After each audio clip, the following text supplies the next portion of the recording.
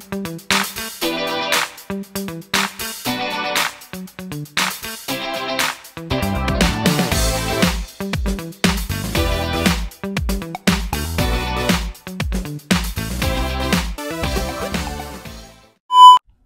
hello guys. Good morning sa inyong lahat. Ayan, isang magandang araw. Happy Sunday sa lahat. So ayan, since malapit ng Holy Week guys, ay karamihan sa atin hindi talaga kakain ng meat at magpa-fasting or magda-diet.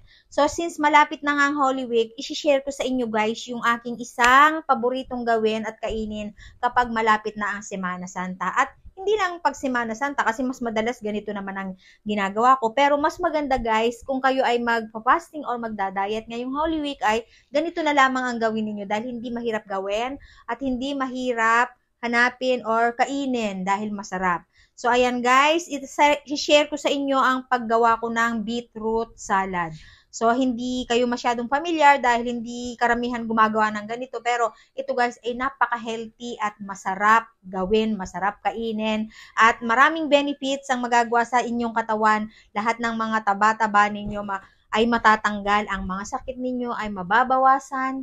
At, syempre, nakakabata po ng hitsura ang pagkain ng salad or mga vegetables. So, ayan, bago ako mag-umpisa guys, ay syempre welcome to my channel. Ayan, Hilda Chavez Ebio po lamang. At ito guys, isi-share ko sa inyo kung paano gawin ang beetroot salad. So, ayan, umpisahan ko na guys. Eto, meron akong 3 pirasong beetroot. Ayan. Press pa yan, talagang meron pa siyang talbos. Para siyang carrots kung titingnan nyo. Ayan, violet nga lang ang kanyang dahon. O, ayan. Para siyang kamote, para siyang radish, para siyang carrots na root crops din siya. Akala ko noong bunga ito, hindi pala. Laman pala siya, root crops siya. At sasamahan ko ng 3 pirasong potatoes. Ayan. Medium size lang na patatas ang aking isasabay. At pwede rin bawasan at pwede rin dagdagan. Ayan. Ito lahat ang mga sangkap, patatas at beetroot.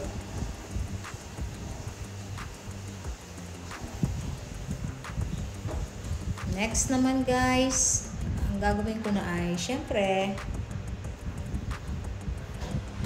i-steam ko siya. Dito ko siya ilalagay sa steamer para hindi siya babad sa tubig. Mas magandang steam na lang. Ayan, pagsamahin na para isahang luto. Ilagay nyo yung inyong potato at beetroot kapag mainit na yung tubig. O, ayan, luto na. Ito, sinabay ko na rin pala yung carrots para ma-steam na rin siya. Mas maganda yung hindi ganong sobrang lambot. Alam naman ninyo kapag okay na yung medyo mangunguya ng makunat-kunat ganun. Kasi pag na-overcook naman, napakalambot naman na niya. At yung carrots ko ay medyo half-cook lang. Mas maganda yung crunchy pa ang carrots. Isa lang naman na carrot ang aking ilalagay. Pampaganda lang kumbaga. So, ayan. Simulan na munang balatan itong ating patatas. Ayan, bilis ng balatan ito kasi luto na rin nga siya. Nasa sa inyo kung gusto rin naman ninyong balatan muna bago ninyo lagain or i-steam. Ako kasi, in-steam kong may balat para pag tinanggal ko yung balat, manipis lang yung sasama. Kasi kapag hilaw mo siyang babalatan, nasasama pa yung mga laman. Pero pag naluto na yan ng may balat, ganito na lang o manipis. Talagang yung ano lang ang maaalis, yung pinakabalat niya lang sa una. At walang sasamang laman.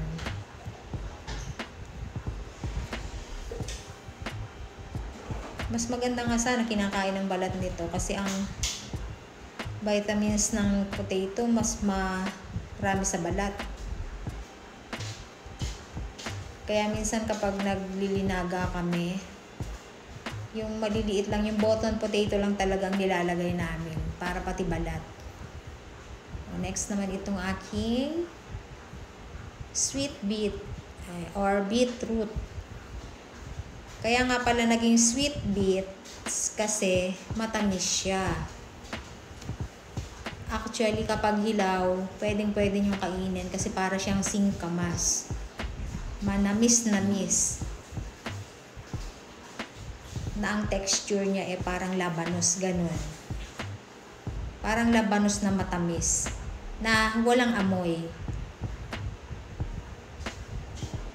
At talaga napakakulay niya kapag nabdikit sa balat nyo. Violet na. Slice na. Sa bite size lang na hiwa. Dahil nga magho-Holy Week guys, ay dapat ganito lang ang kinakain. Tsaka kasi madalas ganito talaga ang kinakain ko kasi naka-low carb na nga ako. Although carb din naman ito, pero at least low. Good carb siya. Ayan, ganito lamang. Next naman ay itong aking beetroot. Hinuli ko siya kasi nga makulay. Pero kung ayaw niyo makulayan yung kamay niyo, mag-gloves na lang kayo.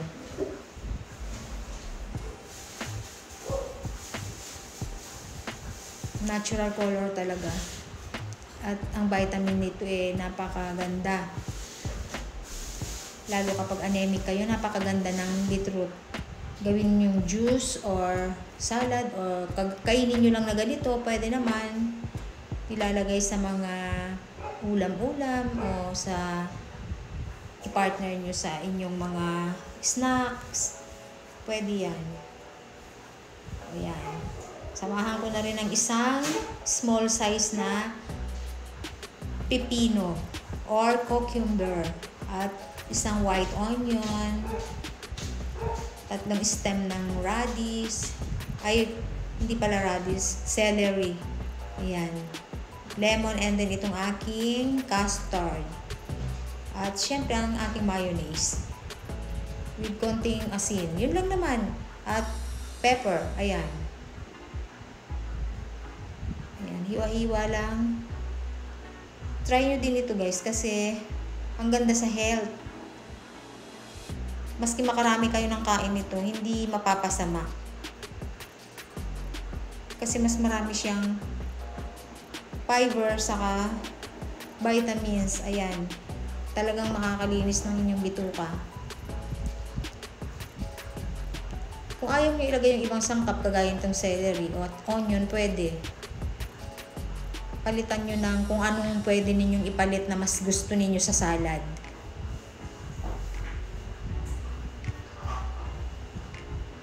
Huwag nyong kalimutan yung lemon. Siya yung magpapasarap sa inyong salad. Ayan, ganito lang oh. Pwedeng-pwede yan sa handaan, sa mga almusal, yan. Kapag may handaan, mas pinipili ng iba yung ganitong mga pagkain. Ayan, kasaka lemon lamang. Imimix ko lamang dito sa aking medyo malaking bowl para makain na, mapachill na. Masama-samahin lang. Nakakatawa dito guys, different colors sila, pero mamaya lahat yan violet na dahil matatalo ng beetroot yung kulay lahat. Siya yung mangingibabaw dyan. Para siyang dragon fruit. Ayan, numero 1 yan, napakaganda sa kutis ng mga babae. Yan. Lalo na kapag menopausal period na po ang mga babae, mas magandang ganito ang kinakain. Like beetroot, carrots, strawberries, lahat na makukulay na mga gulay. Mabisa po yan. O next, siyempre ang aking mayo. Tansyahan lang kung gusto nyo sobrang dami o konti lang. Nasa panlasa natin yan. Pwede kayong mag-add ng egg kung gusto ninyong may egg, tsaka yung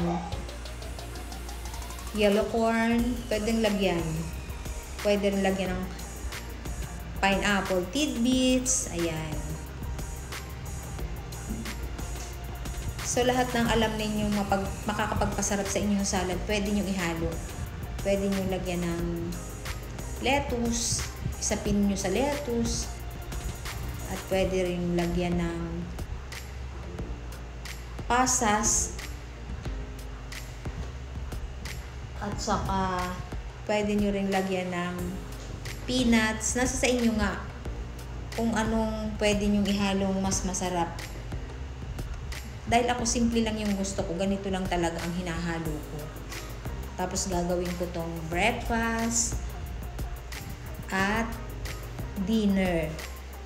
Kasi sa lunch medyo kumakain ako ng konting heavy. Basta sa aking breakfast at dinner, less na talaga yan.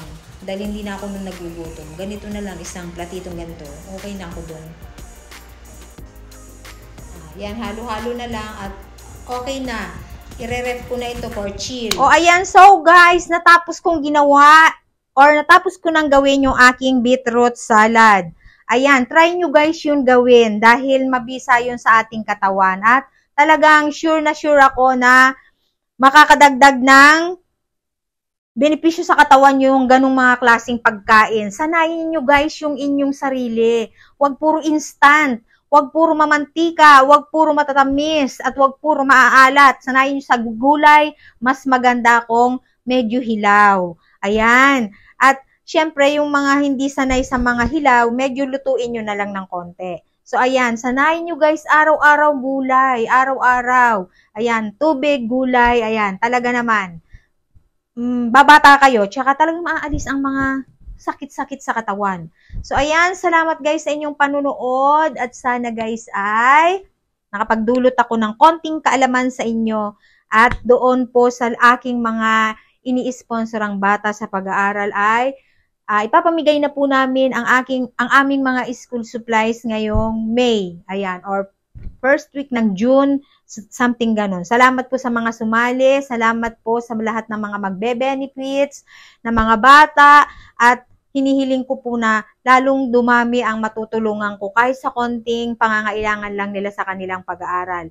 Yun po lahat ay dahil po sa inyo. Salamat po sa lahat ng mga sumusuporta, sa lahat ng walang tigil na nanonood ng video kahit na medyo nagsasawa na po kayo. So ayan, salamat talaga at pinapanalangin kong po na lagi kayong pagpalain dahil hindi ko man po maibalik sa inyo lahat ang mga biyayang ibinibigay nyo sa akin, ay hayaan nyo po na sa mga kabataan or sa ibang tao ko laging maitulong ang mga bagay-bagay na dumadating po sa akin. So, salamat po sa inyong panunood at nawa ay lagi kayong pagpalain kasama ang inyong buong pamilya at lalo kayong magkaroon ng magandang buhay, laging masaya at walang mga problemang dadating sa inyo at matupad nawa ang inyong mga pangarap sa inyong buhay. So, ayan. Salamat po and God bless everyone. Happy Sunday po.